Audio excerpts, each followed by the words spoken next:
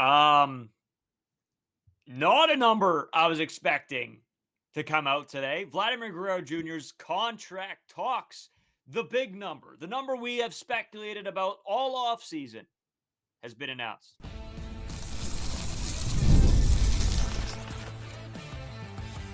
You are Locked On Blue Jays, your daily Toronto Blue Jays podcast. Part of the Locked On Podcast Network, your team every day. Welcome back to Locked On Blue Jays. Thank you for making Locked On Blue Jays your first listen every day. We are free and available wherever you get your podcasts and on YouTube or the Locked On Podcast Network, your team every day. I'm Braden Iwasco. He's Carter First. You can find us on Twitter, Braden5Iwasco, Carter First 2 as well, on Instagram and TikTok at Locked On Blue Jays. If you're new here to YouTube, make sure you hit that subscribe button. It really does help us out. Keeps us at the top of your page. You guys get live stream, shorts, videos, podcasts, the whole ordeal. Also, Discord link is down in the description. The Fantasy League, where I'll go a little bit into that in the third segment, it is coming up pretty quickly, actually. So we'll get into a little bit of that, how it's going to work. 12 or so days. Guys. Yeah. And then I guess let's just get right into it, Carter. I mean, this is something that we have speculated on. Everybody has speculated on. The Vladimir Guerrero Jr. contract number has been released. We originally thought the Jays might have offered 400. They might have offered 450. Then the whole big thing came out that Vladimir Guerrero Jr. was looking for $600 million. That's, or just under $600 million, whatever it was. And we all thought that was insane. That's an insane number. And it turns out, I'll just read it. It turns out we found out what the actual number is that the Blue Jays had offered Vladimir Guerrero Jr. Per Ken Rosenthal, $500 million, Carter. $500 million for Vladimir Guerrero Jr., a first baseman, to deny. He denied $500 million. I'm blown away. I love Vladimir Guerrero Jr. He's an amazing player to watch, and he will do special things. If you would have told me this originally, that the Blue Jays would have offered Vlad $500 million, I would have thought Vlad would have accepted that in a heartbeat. Because maybe he makes a little bit more, but you avoid all the problems that go into a free agency. You stick with your team that you said you wanted to be a part of for your entire career. I don't know. I'm a little bit, as much as I say that Ross Atkins in this Blue Jays front office doesn't do good things sometimes, I might be fully on board with them here. I think that's a completely fair free agent offer for Vlad, a contract extension offer. I think it's totally fair. I think for him to deny this is a huge slap in the face to Blue Jays fans. That's my take. For me, that number wasn't even the most shocking thing that I saw from this article. Rosenthal continued on. He said the team's last offer before Guerrero's February 18th deadline, according to the New York Post, was around $500 million, with significant deferrals that would have reduced the present value between $400 million and $450 million. And he goes on to say the number that Vladimir Guerrero Jr. wants is $500 million. Didn't necessarily say what for sure was the contract. Again, with the deferrals, they said it was between 400 and 450 million. I think that's the most specifics that we're going to get for this contract. So it kind of sounds like that the Blue Jays were willing to give this $500 million contract, but they just wanted the deferred money. And Vladimir Guerrero Jr. didn't want any deferred money. He just wanted the $500 million. And if this whole narrative, this whole storyline comes down to them not being able to figure out the deferrals on a contract for Vladimir Guerrero Jr., it's absolutely ridiculous if that is the only thing that is becoming a problem for these two sides in their negotiations. Vladimir Guerrero Jr. did come out and say he wanted a contract just under $600 million. He said he wanted a 14, 15, even a 20-year deal, which is absolutely ridiculous. Like a 20-year deal, he's going to be 46 at the end of that deal. I'm not even comfortable giving Vladdy 14 years at that AAV. Again, with the $500 million, if he wants that 14-year contract, it's going to be around $35 million AAV, but that's still a crazy amount to pay for a 38, 39-year-old. With all this stuff coming out, I see it from both sides, but I'm just completely frustrated with how this situation has panned out. When I said what my final number was with Vladimir Guerrero Jr., this is as high as I would go with Vladimir Guerrero Jr. This offseason, I said 12 years at $550 million. Even then, I'm like, I don't love doing this, but Juan Soto, you saw that market get set. I think this is something that you're going to have to do if you really want Vladimir Guerrero Jr. back with the Toronto Blue Jays. But that was at 12 years. That was not 14 years. That was not 15 years. That was not 20 seasons. And I get it from Vladimir Guerrero Jr.'s perspective that he's betting on himself. He wants to test free agency. He clearly thinks that he can get a ton of money in free agency. And I think he will get a bag in free agency. And if you're a player that just came off one of your best offensive seasons in 2024, I don't hate the idea of you going in 2025, having that contract year, trying to get yourself the biggest bag possible. Also, it just benefits you using the Jays less leverage against the Red Sox, or Red Sox leverage against the Jays in that sense. But it's also your first baseman, your Vladimir Guerrero Jr. It's both sides, I think, could have did better at the end of the day. And this is just a completely annoying situation and just a frustrating situation to be a part of as a Toronto Blue Jays fan, because this is just, we're going to be hearing about this on and on and on as we progress throughout this season. So overall, both sides are to blame. Yeah, I know. And I shouldn't say that. You're right. Both sides are to blame. This contract should have been done a long time ago. When we look at the big picture, this thing should have been done a long time ago. And yeah, I don't know. Vlad makes me upset because I think if somebody offered you 500 million, originally what we heard, the original number was 450, that's what he was looking for. Then it's like, oh, he might be looking for 500. Oh, he might be looking for 600. And a little bit in my head was this deal really ever going to happen? Like, I look back at everything that happens over this past offseason, a little bit the year before, and I'm sort of almost convinced myself that this was just never going to get done. And I don't know. I don't know if if it does come down to the deferrals, Carter, I can't imagine that the Blue Jays wouldn't have been on the 1 yard line of just having to say, okay, you're right, 500 million straight up, and let's just get this pen to paper. If they're going to give him 500 million anyway, why not just, tack on a couple million each year and whatever? But I just don't believe that was the reason. I feel like Vlad was wanting to go to free agency no matter what, and I think the goalposts have kept moving. So I don't know how to feel.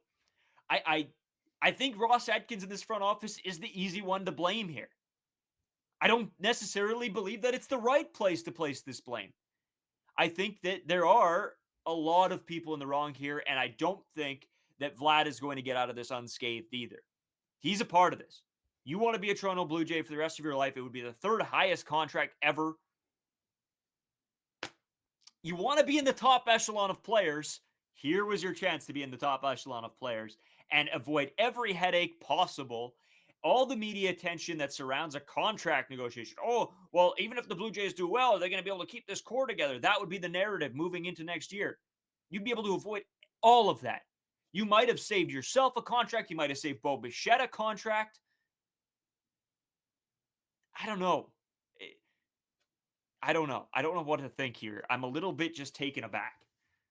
I think I'm starting to realize why Ross Atkins just never wants to get into specifics ever when he's talking about contracts. Because what is this really doing for the fan base? It's really just separating the fan base. It's making people pick sides. Oh, like people hate Ross Atkins. Again, there's a bunch of different things that he has done that I can see. Okay, if you don't like Ross Atkins, that is definitely a fair assessment. I'm not going to hate on people that don't like Ross Atkins. Then there's these people are like, now there's this notion that people are turning against Vladimir Guerrero Jr. saying, yeah, you got offered $500 million. If that's what it was. Even if there is deferrals, like, do you need the extra $25 million? Do you need that money right now? Why can't you just take that $500 million again down the road in 2035? Is $500 million going to be on the new standard that just, you're handing that out to kind of just any all-star that plays in the MLB? So I get it in the sense, again, where it's not going to be like the same, like $500 million now is not going to be the same in 2035 and 2040. By the end of the day, it's $500 million.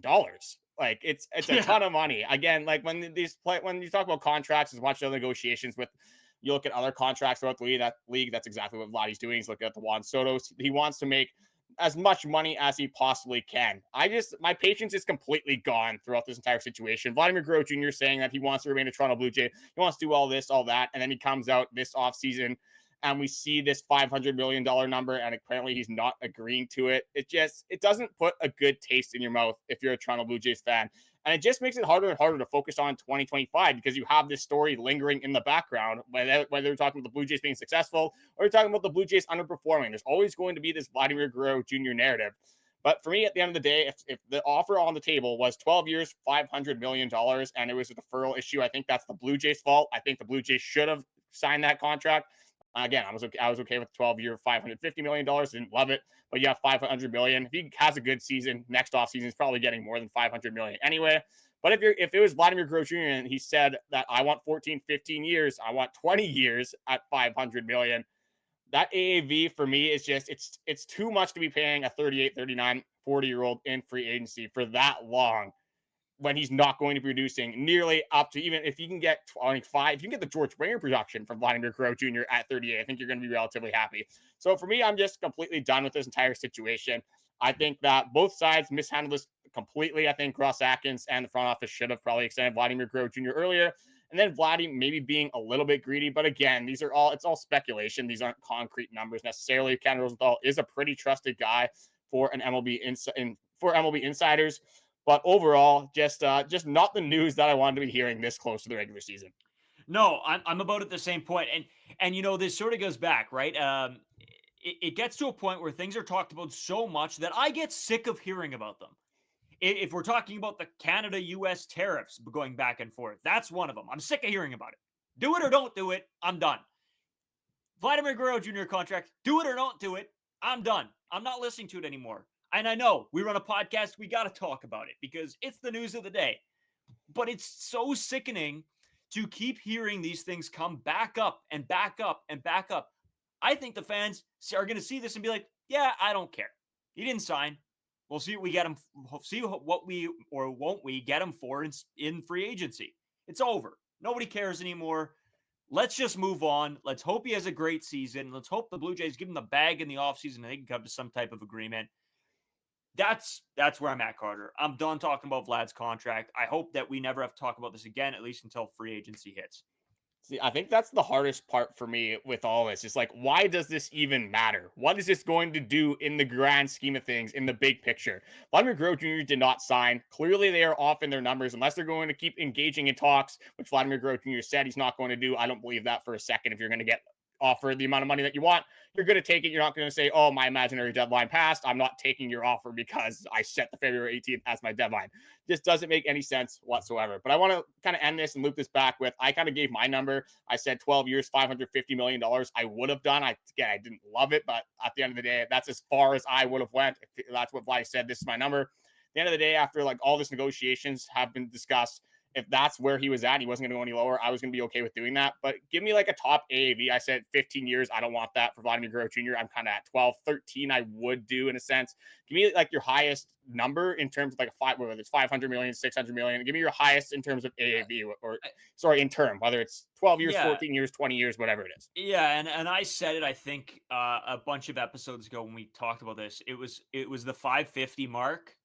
Just over 550. I said, even if you slightly go past that, but it's got to be right around there.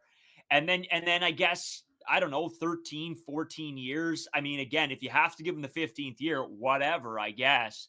But to me, it's not even about that. It's about moving the goalposts now. And it feels like that's what's been going on this entire offseason is the goalposts keep getting moved on. And I don't know if it's from Vlad's perspective or the agent, but it seems like every report that came out was 400. 450. Oh no, it's actually 500. Oh no, it's actually 600. Oh, the Blue Jays gave him an offer of 500 and it was turned down. The Blue Jays handled this situation poorly. Vlad has handled this situation poorly. If he wanted to be a Toronto Blue Jay right now, he would be a Toronto Blue Jay right now.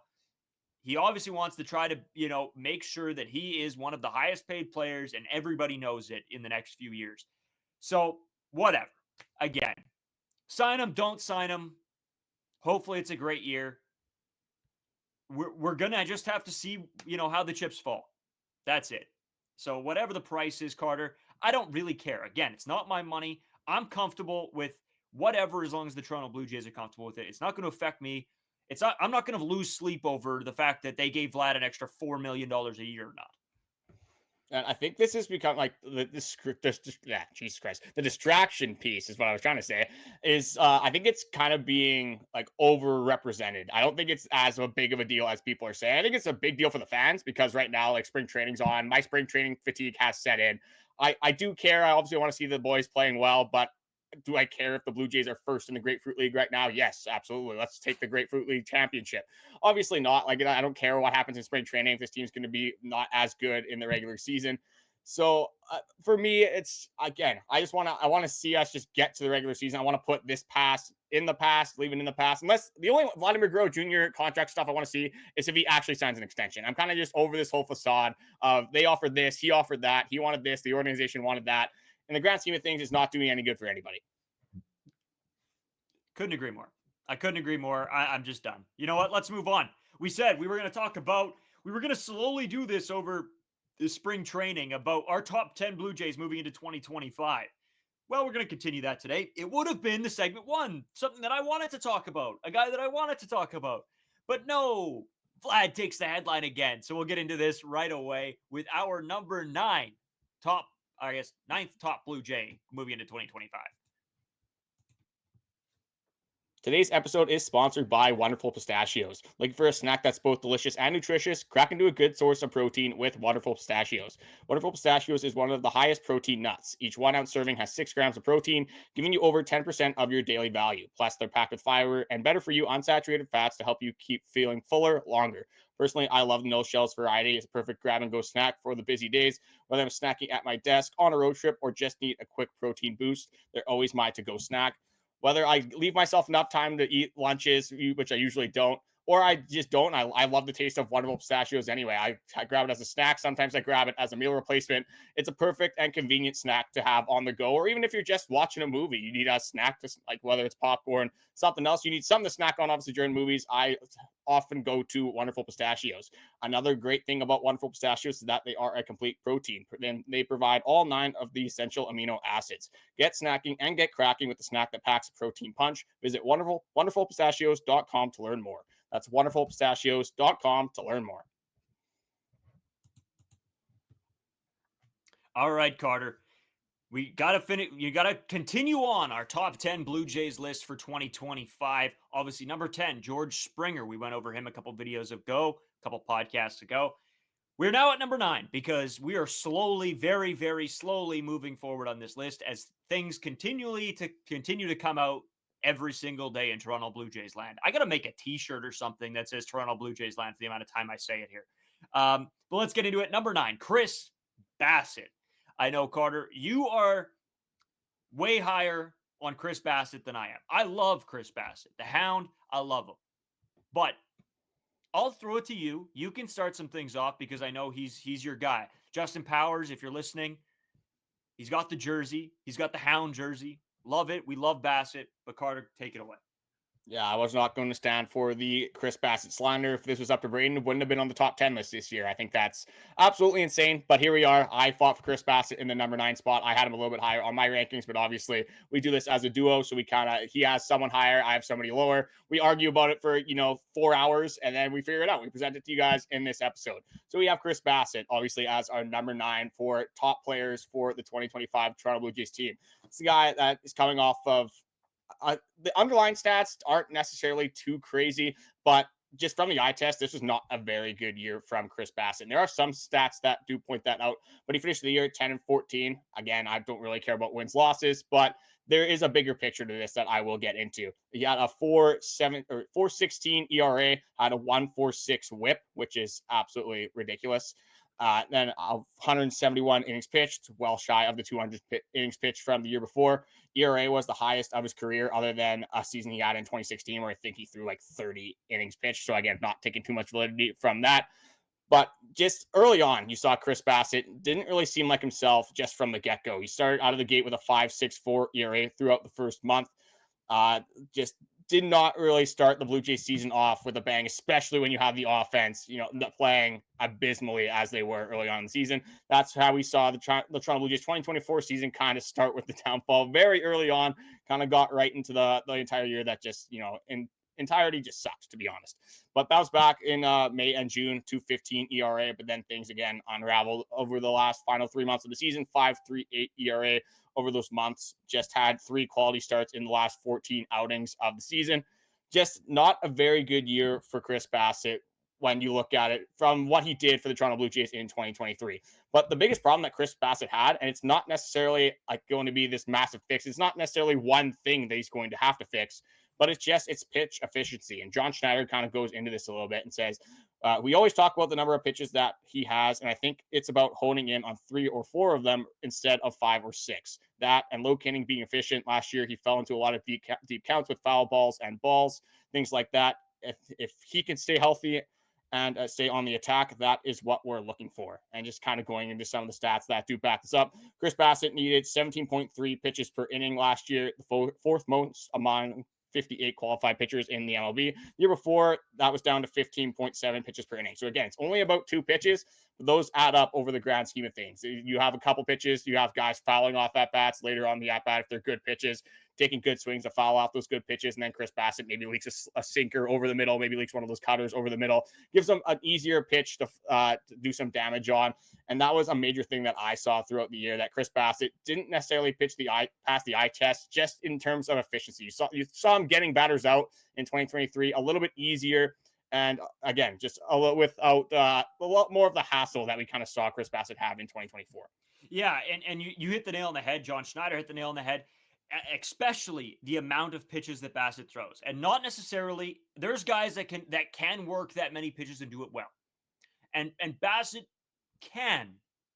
But the one problem I found, I looked into all of his pitches, as I always do, as you know, a guy who used to pitch. I love the pitching analytics, where guys are throwing the ball, where those balls are ending up, where they're getting hit. And the one constant that I found after looking into Bassitt, obviously, you know, me and Carter have done a little bit of our due diligence with some of these guys over the past few days. Chris Bassitt's problem, and I know, Carter, you said about the sinker or the slider or leaking one of those, it's the curveball. Chris Bassitt will leave the curveball over the heart of the plate so often. And when he does that, in 2024 specifically, now throughout his entire career, it wasn't always like this. He didn't always leave that curveball over. But when he does, that pitch is getting hit hard because it is right there for the taking. It's slower. It's way better. These guys are getting their bat on the ball and hitting it hard. Chris Bassitt has to find a way to get that curveball down in the zone or get it. I don't know if it's a breaking problem. Maybe it's not breaking as much as it used to, but it is a meatball over the center of the plate way more often than not. And so maybe that goes into what John Schneider's talking about of, you know, honing in on a couple pitches, right? We know how the Blue Jays like it. They like their split fingers. They like these sinkers. They're that kind of team. They love those 2 pitches and they want them to be utilized. The curveball in the past few years, a straight up curveball, not talking about knuckle curves or 12-6s or anything like that, straight up curveballs are more often are going the way of the past a little bit. You're seeing more sliders, you're seeing more sinkers, you're seeing more split fingers, you're seeing all these other pitches come to the forefront. Chris Bassitt was locked in with that curveball and it wasn't doing him justice in 2024. I think that one of the biggest issues with that curveball could have been like just the way they were planning out at bats. A lot of the time, Chris Bassitt would try to steal a pitch or a strike with that curveball. And for some reason, I'm not sure why he was doing this. I just don't think the risk reward is good enough to have this as be like a staple as part of your plan. Is that he was throwing like a high backside curveball. Mm-hmm. He was trying to get a high strike with the curveball, kind of sneak it in, catch hitters off guard. Obviously, you see the pitch kind of come out just below eye level. You're thinking, oh, that's probably going to be insanely high. And maybe you do drop it in for a few high strikes, but that's the issue is that if you miss your spot even a little bit, it drops 4 inches. Then you're flirting with the center of the plate. And if you're Chris Bassitt, you're not blowing away people with your velocity. And I think a big thing as well is just he overcomplicated everything. He had a guy that, again, isn't blowing necessarily people away with his stuff, with his velocities, but he has a ton of pitches that he can work with, a ton of pitches that can be effective. Just because he can throw that many pitches doesn't necessarily mean he has to, because just looking at what he had last year, he had 8 pitches that he threw: sinker, cutter, curveball, sweeper, changeup, 4-seam, slider, and split finger. Do you really need a curveball, sweeper, and a slider?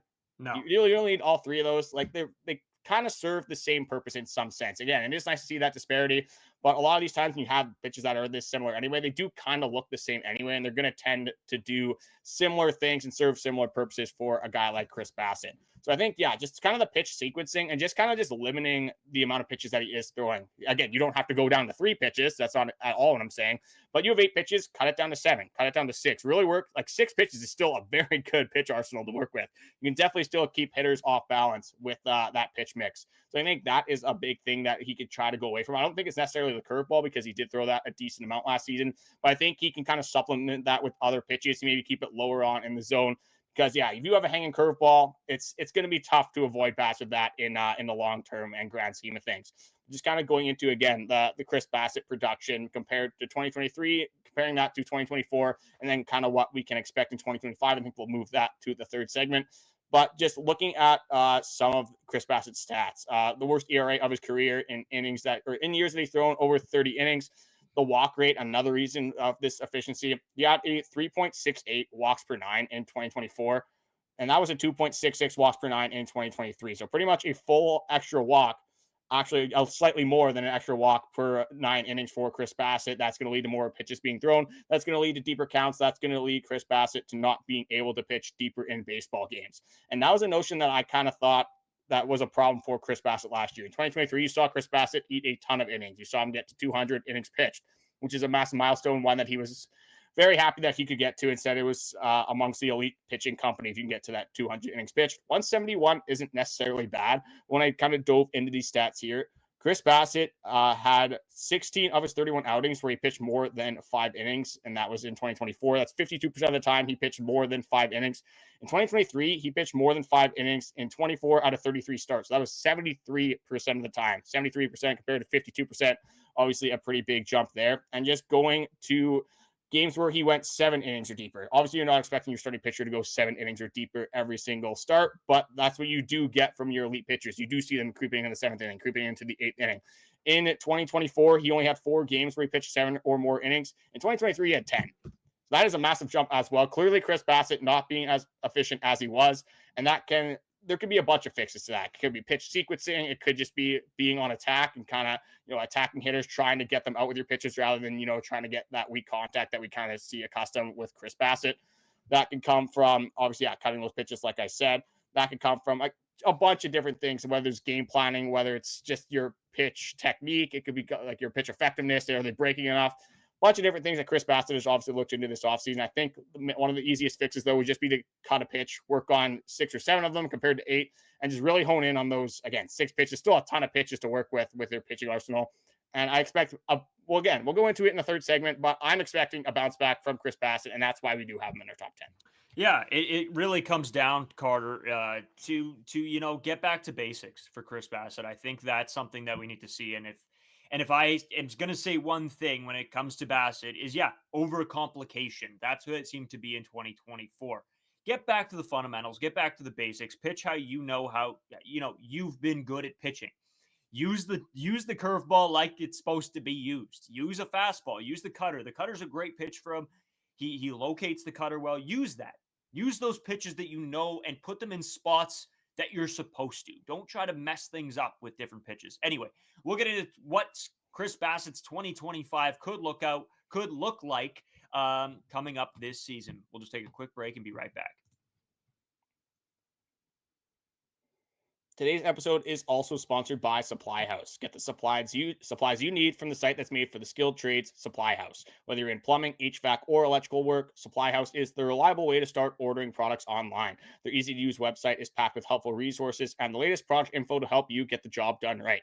Plus, with a complete inventory of over 200,000 parts from over 400 top brands, you'll find exactly what you need delivered fast from coast to coast. Need help with an order? Supply House offers expert support and industry-leading service, so you always talk to a real person. And for the trade pros looking for an extra edge, their free Trade Master program offers exclusive perks like a dedicated phone line, free shipping, and discounts on every order. Thousands of skilled professionals are already taking advantage. Now it's your turn. Join the Trade Master program today at supplyhouse.com/TM and start ordering plumbing, HVAC, and electrical supplies with just a few clicks. Plus, use promo code SH5 for 5% off your first order. That is SH5 for 5% off your first order. And that is supplyhouse.com.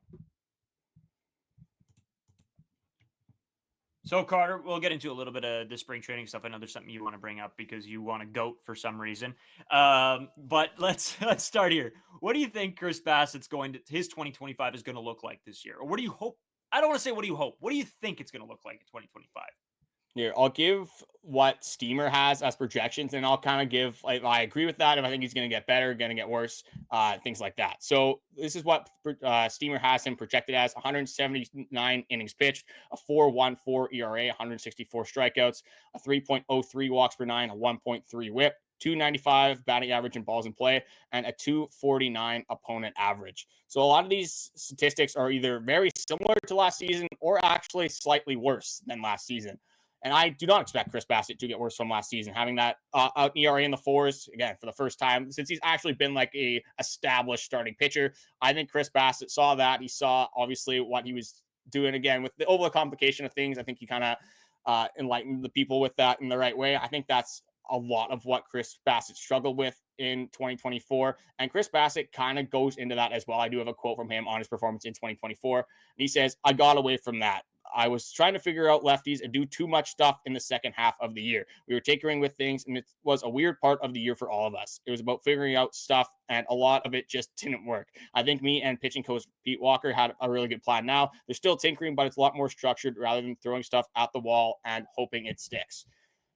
When you're Chris Bassitt, when you're the pitcher that Chris Bassitt is, you kind of know how you're going to pitch, you know how you're going to get guys out, and you know what your approach to the game is going to be. I think there was just too much trial and error. Things weren't working out early on in the season. He was trying to do too much. He was trying to go instead of just do the regular things that have been working for Chris Bassitt in the past. He was trying to expand a little bit too far, try to do things again that were a little bit too crazy for his repertoire. I think if he just simplifies things, can go back to the basics, go back to what he has been doing throughout his career. I think we can get Chris Bassitt to be, again, I'm not going to say a low 3 ERA, but I think it'd be between like a 3.5, a 3.75. I think that's a good spot for Chris Bassitt. I don't mind 179 innings pitched.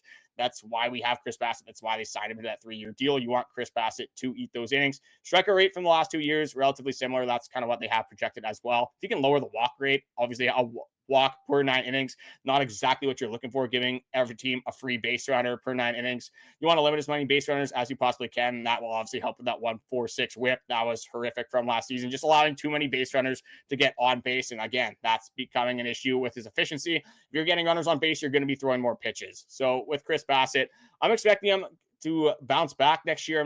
If he can be just the third pitcher in this rotation that he kind of was signed to be, I think that is something that fans can be appreciative of in Chris Bassitt. Yeah, and Carter, to be honest with you, I like the inning projections. I think that's pretty close. I was going to say lower 170s. And then ERA, I was thinking between a 3.7, 3.8, somewhere in there is probably what I'm looking for Chris Bassitt. Yeah, the walk rate with Chris Bassitt, I mean, you don't want it there. But I think with a non-high velo guy and a lot of different pitch options, I think you're just staring in the face of a guy that's going to put base runners on. I don't think that that's super shocking to me. That's about where I expect him. Ideally, if you could drop it to like a 0.8 per 9, or 0.8 per inning is probably what I'm looking for. It's not right at that 1 mark, but it's probably going to be fairly close to that just with his repertoire and what he throws and how he throws the ball. I think that's just in the cards, and it has to be. If you catch some guys with good eyes and good at bats, that's you're going to have that problem. You can't blow guys away with a fastball. So that's sort of what I'm looking for Chris Bassitt. Yeah, Chris Bassitt, always known as a guy that's going to allow contact, going to allow players to hit the ball, but he thrives off that soft contact. And that's why the Blue Jays have a good defense, because we have Jose Berrios, you have Chris Bassitt, guys that allow players to put the ball in play. But when you have Andrus, Gimenez, Daulton, Varsho, guys like this on your defense, that's why they're getting paid, to save some runs, have good wars, and obviously have those defensive runs saved, making plays that not a lot of other people in the league can do. But yeah, we got some massive news. Toronto Blue Jays might be a spring training wagon, might be just a wagon going into 2025. This is one of those things that I would not look at twice if the Blue Jays were like in the middle of the pack, at the bottom of the pack. Just because they are first in the Grapefruit League, we have to talk about it. This team's an absolute wagon, it looks like, and hopefully we can keep this going into the regular season and bring home that Grapefruit championship. Yeah, goodness gracious. Yeah, that's they'll put a banner up somewhere for that, I think, right? Grapefruit League winner, and they'll put you might as well be right next to that wild card banner. So yep. there's going to be a lot of accolades in the Rogers Center, and a lot of just very, very good banners to have and showcase to the fan base. Might as Yeah. well throw that grapefruit one right up next to that wild What card banner. most loony dogs eaten. Yeah, that was a record last year they set too. So What is it now? Lights up, lights on, or whatever the heck their new slogan is. I feel like people are gonna be lighting cigarettes in the it's like stands lights now. on, let's go or something. I Yeah. haven't completely gotten that slogan down. We're gonna have to talk about that. I guess we can kind of get into it right now. I'll have to find exactly what that slogan is, but it is around those lines. How are you? Like, are we rolling with that in the Yeah, 2025 season? I guess screw it. We're just smoking in Rogers Center now. Yeah, It's gonna be a everyone's fun just year, I guess. you might have to light up to watch this baseball club. Hopefully not. Hopefully we do have some greater things ahead of us. But I just want to say thank you guys for watching. The likes, comments, everything recently has been appreciated. We have noticed that about 75% of you guys are not subscribed. So if you guys are tuning in, watching all the podcasts, tuning in the shorts, everything like that, we do appreciate a subscription. Also helps to keep our podcast videos, all that kind of stuff at the top of your page as well. I'm going to find that slogan. So I'm going to throw it back to you. Just kind of give your final thoughts and then throw it back to me after, and I'll go over the slogan one last time. Yeah, actually, one thing I wanted to get into before we end the episode, we're about a week away, just over a week away from MLB Fantasy. So I don't know how many of you guys play. Some of you guys are playing in the one that we made. We've got another league that we're doing with a bunch of buddies. We're putting money on it. So Skylar Peters, Dallin Wilton, all those guys are jumping into it. Carter will be in there. I'll be in there. So we'll give you guys sort of all the results when those happen on, where did Blue Jays end up? Where did they finish in the draft that we did? Because it's sort of interesting to look at, right? From Blue Jays fan perspective, how well do they value their own players? I think it's an interesting topic. We'll get into that one of these days. Carter, back to you. Yeah, so we went from To the Core last season, which obviously did not go very well, to Lights Up, Let's Go. Honestly, I mean, I hated to the Core. I'm not going to lie. Absolutely hated it. I think this is better than To the Core was in 2024. Anything that's different from 2024 is something that I'm going to welcome with open arms. I didn't hate To the Core. I loved using the hashtag, and then it would be like To the Core, and it would give you a little Blue Jays symbol. Yeah, all right. See, I'm not great with slogans anyway, so I mean, I'm going to give them a little bit of the benefit of the doubt here. It's hard to come up with something on the spot, but again, when you're probably getting paid thousands of dollars to create the slogan, we are expecting something a little bit better. Hey, if the Blue Jays want to fork that over to us, I'll gladly, put my nose to the grindstone and come up with a slogan that is a little bit better than this for the Toronto Blue Jays. But I just want to end this by saying thank you guys for watching, and we will talk to you tomorrow.